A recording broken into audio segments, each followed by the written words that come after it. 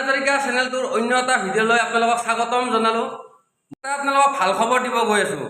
যিসকলে আসাম পুলিচত জইন হ'ব বিচাৰে বা আসাম পুলিচত ভৰ্তি হ'ব বিচাৰে, আপোনালোকক ক'লোঁ আপোনালোকে প্ৰেক্টিচ কৰি থাকক। যিসকলে প্ৰেক্টিচ কৰি আছিল আগতে, আপোনালোকে প্ৰেক্টিচ এৰি নিদিব।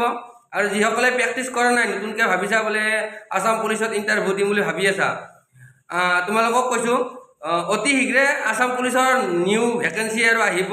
যিসকলে আসাম পুলিচত মানে ভৰ্তি হ'ব বিচৰা, তোমালোকক কৈছোঁ তোমালোকে বহুত প্ৰেক্টিচ কৰিব লাগিব, বহুতখিনি কষ্ট হ'ব তোমালোকৰ। এতিয়াৰ পৰা প্ৰেক্টিচ কৰা, তেতিয়া সহজ হৈ যাব। আৰু যিসকলে ধৰা আগতে ইণ্টাৰভিউ দিয়া নাই, নতুনকৈ এবাৰ দিম বুলি ভাবিছে আসাম পুলিচত, তোমালোকক কৈছোঁ তোমালোকে এতিয়াৰ পৰা ভালকৈ প্ৰেক্টিচ কৰা। ভাল খবৰ দিলে মুখ্যমন্ত্ৰী ডক্টৰ হিমন্ত বিশ্ব শৰ্মাই।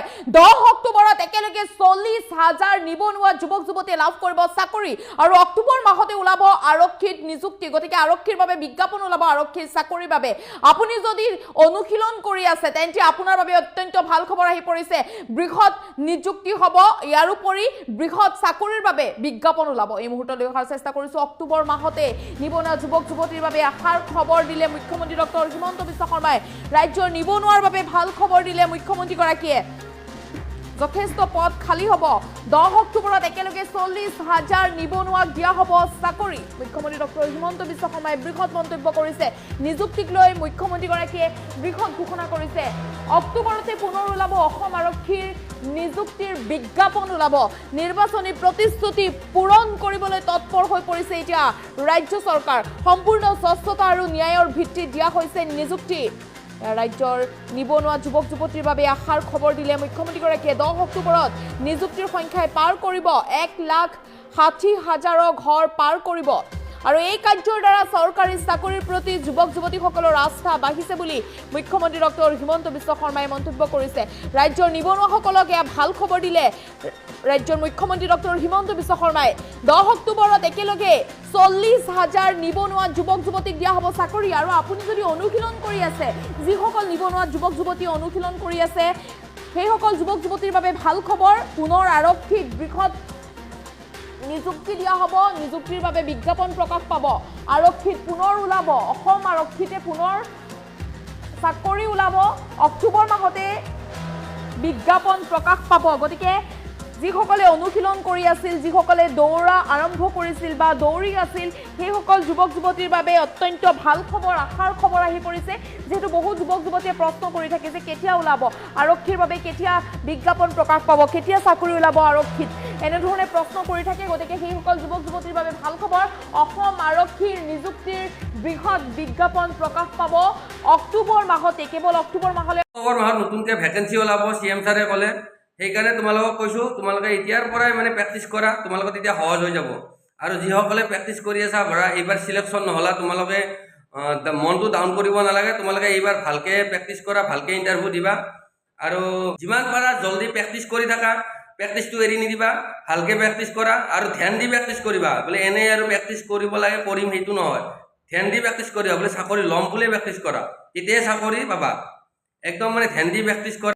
আৰু মোক কিছুমানে কমেণ্ট কৰি সুধিছিল বোলে ড্ৰাইভাৰ কনষ্টেবল আৰু পোষ্ট ওলাব নেকি? হয়, ড্ৰাইভাৰ কনষ্টেবল আৰু ভেকেঞ্চি ওলাব, এইটো টেনশ্যন ল'ব লগা নাই। তোমালোকে কেৱল প্ৰেক্টিচ কৰি থাকা।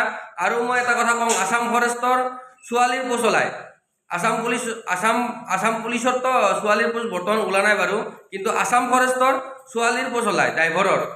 যিসকলে মানে ছোৱালীয়ে ড্ৰাইভাৰৰ মানে আসাম ফৰেষ্টৰ ড্ৰাইভাৰ হ'ব বিচৰা, তোমালোকে প্ৰেক্টিচ কৰা। আৰু যিসকলৰ লাইচেঞ্চ নাই, তোমালোকে উলিয়াই লোৱা জল্দি আৰু প্ৰেক্টিচ কৰা।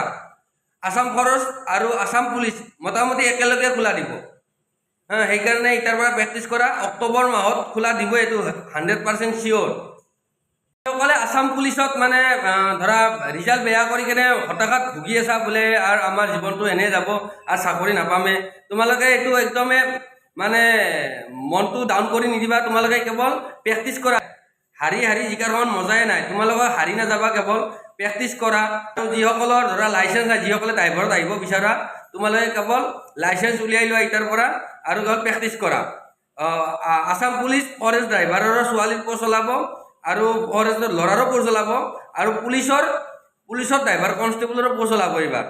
লাষ্ট আসাম পুলিচৰ যিখিনি মানে আমাৰ ফাইনেল মেৰিট লিষ্ট মাৰিব আছে, তোমালোকেতো ৱেইট কৰি আছা। আৰু বেছি দিন নাই। আৰু দুৰ্গা পূজাৰ পিছতে আমাৰ ৰিজাল্টটো দিব বুলি মই ভাবোঁ আৰু বেছি দিন নাই আৰু 10 অক্টোবৰকলৈ ৱেইট কৰা তোমালোকে ঘৰৰ ল'ৰা ছোৱালীক চৰকাৰী চাকৰি দিয়াৰ ব্যৱস্থা কৰিছোঁ।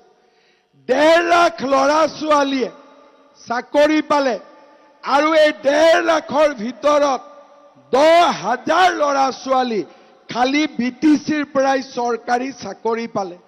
এতিয়া অক্টোবৰত আমি আকৌ পুলিচৰ চাকৰি দিম আৰু অক্টোবৰ পাৰ হৈ যোৱাৰ পিছত নৱেম্বৰ মাহত আকৌ নতুনকৈ পুলিচৰ আমি ইণ্টাৰভিউ খুলি দিম যাতে আমাৰ ল'ৰা ছোৱালীয়ে নিযুক্তি পাব পাৰে।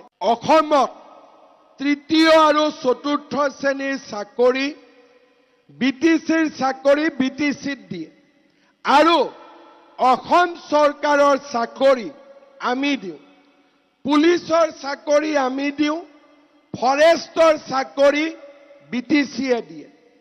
এতিয়া আপোনালোকে BTCৰ চাকৰি পায় নাপায় মই নাজানো।